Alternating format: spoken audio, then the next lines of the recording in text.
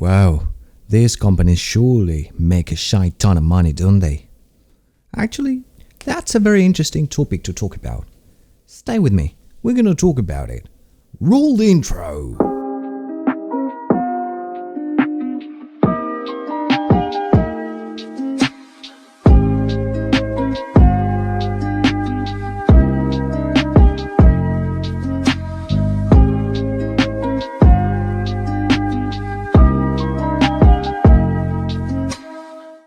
Hello everyone, this is Anwar with today's topic.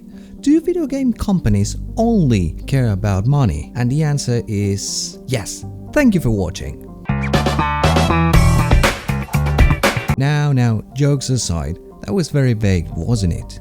I mean, the answer to that is a solid yes, and the explanation to that would be profit, and that would be it. After all, we've been victims of the greedy tactics of certain companies, thinking that we're dumb enough to purchase whatever they release as if we were cattle or something. However, there's more to that, and I had to do some research in order to come up with this video. And when I say some research, I mean a shite ton of research. Seriously, I had written and recorded this video multiple times and was never satisfied with it simply because there were multiple things coming up ever since I came up with the idea that honestly, I always ended up feeling like the idea was never complete to begin with. Therefore, I proceeded to delete, rewrite and record again around 5 or 6 times already. This is important because it's really easy to go for a low blow against a company and call yourself a voice of reason for the people with an uneducated opinion, the same way you can be called a capitalist pig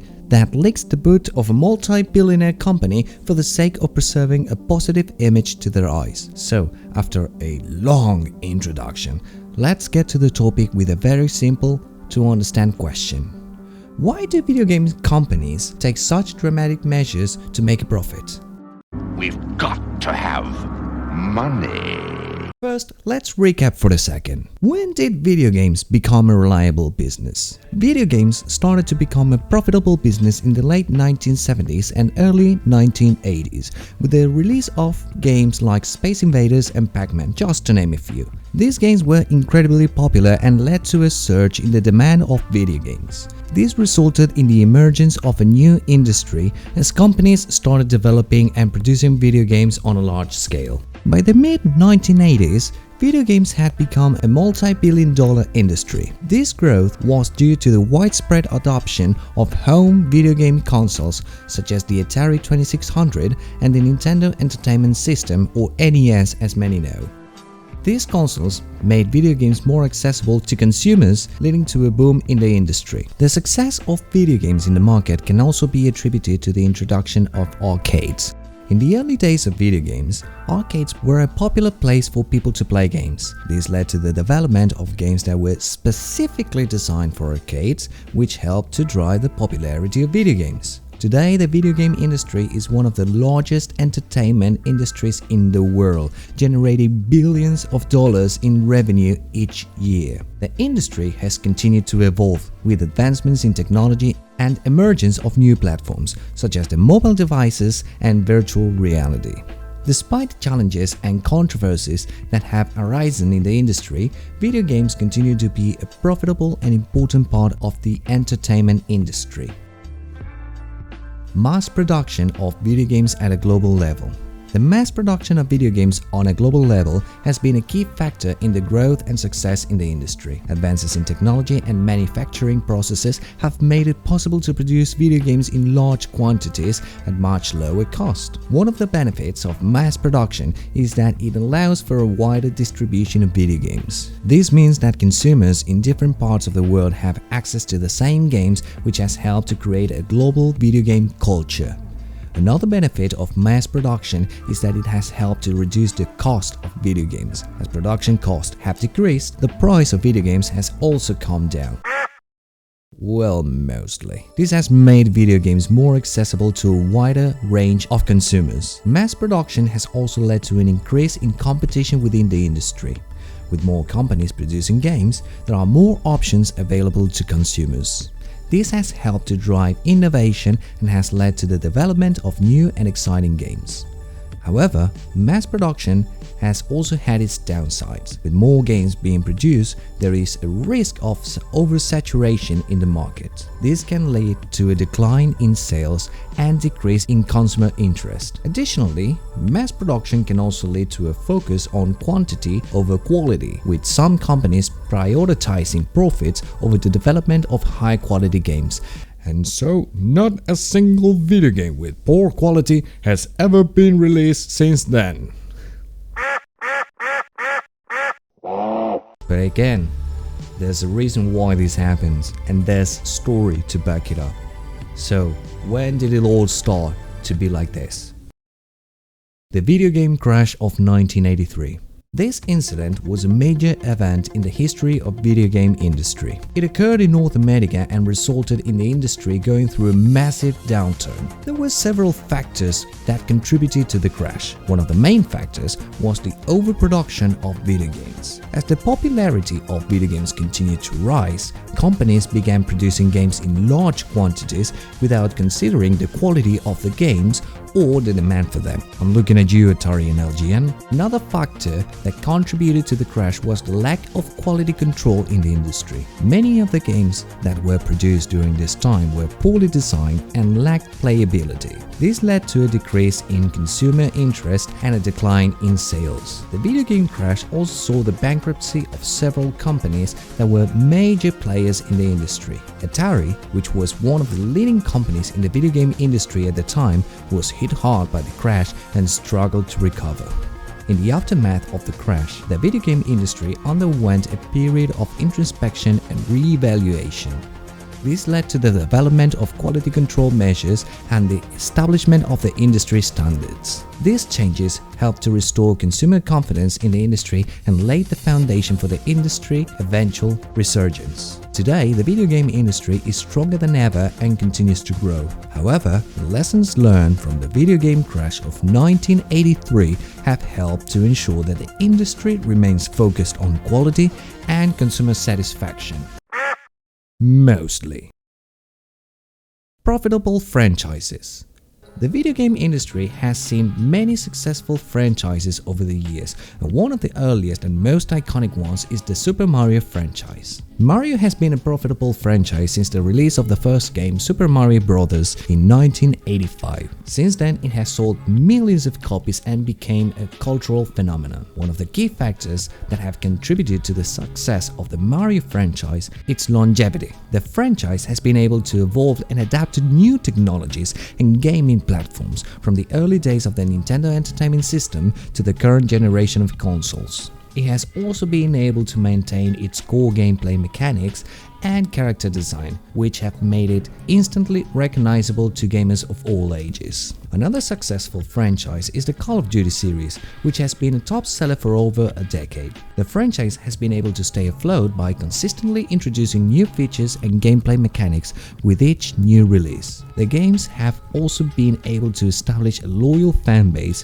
which eagerly anticipates a new release. The Grand Theft Auto series is another highly successful franchise that has been a major player in the industry for years. The franchise has been able to stay profitable by constantly introducing new, innovative gameplay mechanics and features. The use of social media and other online platforms has allowed the company behind the franchise to generate buzz and reach a wider audience. Another successful franchise is the Pokemon series, which has been profitable since its inception in 1996. This franchise has been able to stay relevant by introducing new creatures and mechanics with each new release. It has also established a dedicated fan base which eagerly anticipates each new game. Quality may vary, I must say. However, it is worth noting, in recent years the gaming industry has faced backlash from consumers over some questionable practices, to say the least, such as locked DLC, loot boxes, season passes and other forms of microtransactions. These practices have been criticized for being anti-consumer, as they often require players to spend more money on top of the initial cost of the game. Locked DLC, or downloadable content, is extra content for a game that is not included in the base game and must be purchased separately. This practice has been criticized as it can lead to players feeling like they didn't get the full game they paid for at a full price, and that content that should have been included in the base game was intentionally held back for profit. Loot boxes are virtual containers that players can purchase with, and I quote, real money, which contain random in-game items. The content of these loot boxes are often randomized, which has led to accusations of gambling-like behavior and has faced scrutiny from regulatory bodies in some countries. Some passes are a way for players to purchase access to all downloadable content for a game before its release. This practice has been criticized for being expensive and for locking content behind a paywall. These practices have faced significant backlash from consumers who have accused companies of being greedy and anti-consumer. Many gamers have expressed their frustrations and disappointment with these practices through social media campaigns, online petitions, and boycotts of games that use them. As a result, some companies have been forced to rethink their approach to these practices. For example, Electronic Arts faced widespread criticism over its use of loot boxes in the game Star Wars Battlefront 2. The backlash was so significant that the company removed the microtransactions from the game before its release. In another case, Activision faced backlash for the use of microtransactions in the game Call of Duty Black Ops 4. The company eventually removed the microtransactions from the game following criticism from the gaming community. These practices have faced significant backlash from consumers, and companies have been forced to reconsider their approach to microtransactions in games. While microtransactions are still a controversial issue in the gaming industry, the backlash from consumers has shown that companies need to be more transparent and consumer-friendly when it comes to these practices. Ultimately, the gaming industry needs to prioritize the needs and desires of its consumers to ensure its continued profitability. Companies that went bankrupt or were purchased by other developers. Despite the success of the gaming industry, there have been several companies that have gone bankrupt or have been purchased by other developers. Companies such as THQ, which has been responsible of popular franchises as Red Faction and Saints Row, went bankrupt in 2012. Other companies such as Rare were purchased by the large company Microsoft. These developments have had a significant impact on the gaming industry and the franchises that these companies were responsible for, but managed to stay afloat. On the other hand, there's also companies that have managed to stay afloat despite facing financial difficulties. Here are some examples of that. Nintendo. This is a prime example of a company that has been able to stay relevant in the gaming industry for decades. The company was founded in 1889 as a playing card company, but shifted its focus to video games in the 1970s. Nintendo is responsible for some of the most popular video game franchises in history, including Super Mario Bros., The Legend of Zelda, and Pokemon, just to name a few. Despite facing tough competition from Sony and Microsoft in recent years, Nintendo has managed to remain successful by innovating and creating unique gaming experiences. For example, the company's Nintendo Switch console, released in 2017, was a huge success and helped Nintendo regain its footing in the market by being different from its competition. Square Enix.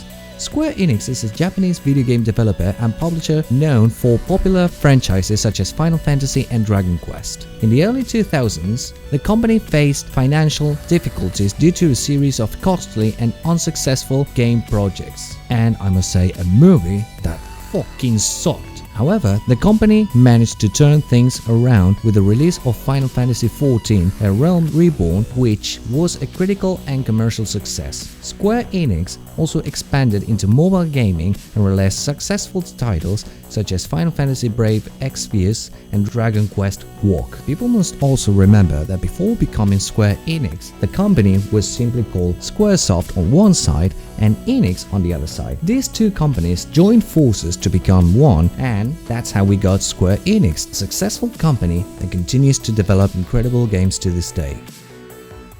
Capcom. This is a Japanese video game developer and publisher known for popular franchises such as Resident Evil and Street Fighter. In the early 2000s, the company faced financial difficulties due to a series of unsuccessful games and decline in arcade gaming. However, the company managed to turn things around by focusing on its core franchises and expanding into new markets. One great example of this is that Capcom has found success within the release of Resident Evil 7, which was a critical and commercial success, and the expansion of its esports initiatives with Street Fighter, just to name a few.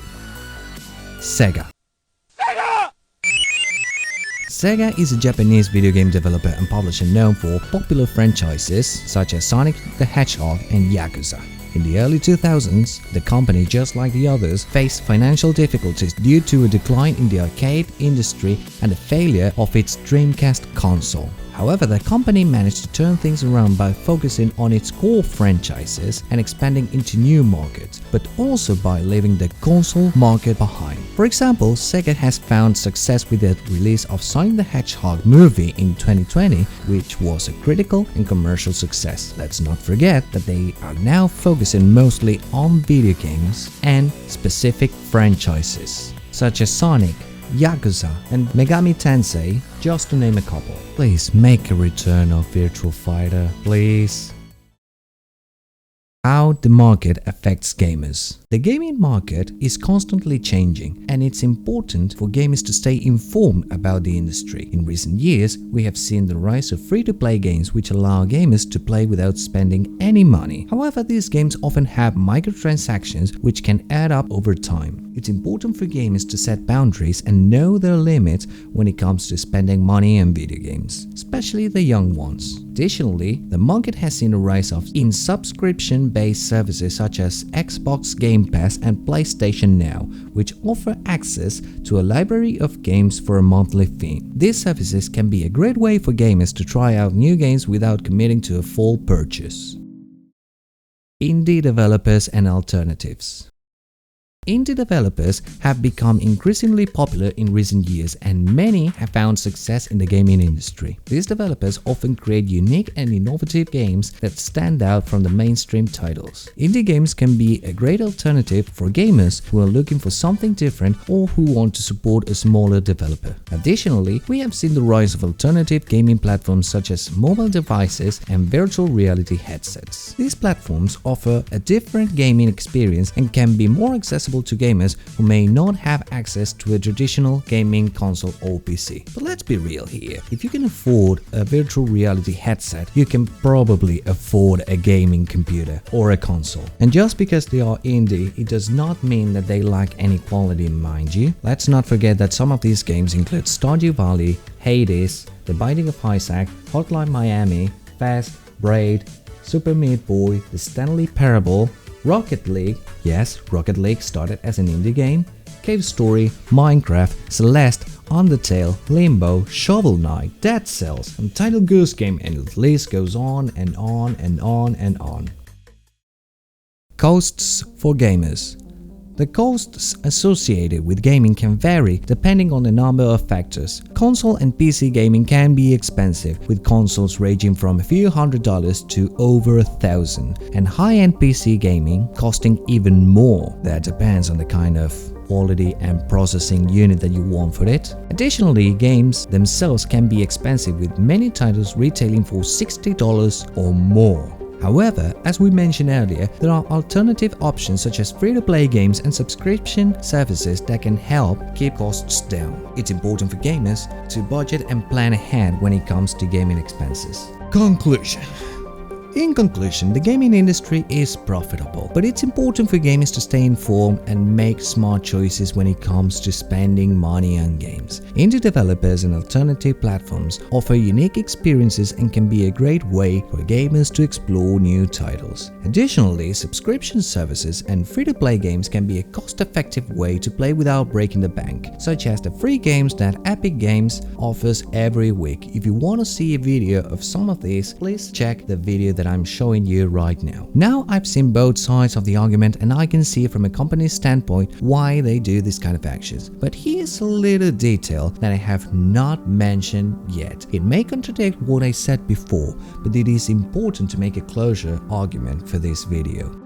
These things should not be our concern. We are customers that just want to play a game. I can say for sure that understanding the ins and outs of development can create a sincere empathy towards developers. But at the end of the day, I am still just a customer, and if I had not investigated these things, all I see from the other side of the spectrum is a company trying to rip us off. I know this kind of video isn't going to change the world, the industry, or the way companies behave, but I can at least vocalize not only through my thoughts, but also the frustration and anger of a lot of gamers all over the globe that are feeling right now. Indeed, I am biased, but how do you expect me not to be biased in this situation when at the end of the day, I am still the customer? This is not a Karen wanting to talk to the manager, but rather a desperate need for common sense. Make a profit selling DLC and other additional contents for your game, but don't rely on the tactic of creating a necessity to sell me a solution. This comes as a sincere request for these companies to improve, because a market unwilling to adapt and overcome is doomed to collapse. We have seen cases where they have changed and adapted and it has worked marvelously. What's your excuse now? Look at what happened to Sega years ago. Look at these studios that could not adapt to the new market and ended up being either forgotten or vanquished from existence. Do we want to see Nintendo going through the same route? I don't think we want that, but I can foresee this happening if they continue with these shady practices. Like I mentioned before multiple times, video game companies are still that. Companies. However, every company has to either reinvent itself at some point or adapt. Otherwise, it will collapse because its market will refuse to invest its money on it. Sorry for the rant, but this had to be said. My name is Juan, and thank you for watching.